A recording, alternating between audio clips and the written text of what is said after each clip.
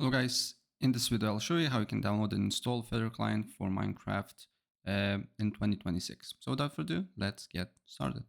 So I'll open a browser and then look for Feather client, feathermc.com. Then here download for Windows and wait until a download process is done, and then you can press on setup and press yes. Wait for a couple of seconds until installation process is starting to begin. As you can see here, now is installed. Then you need to log into your account. So for me, as you can see here, I'm the guest user. So you need to log in with your Microsoft account here. Put your sign-in details. Once you logged into your account, then select change version and select the latest one that is available. And then you just need to launch Fabric and wait until the downloading process here is done.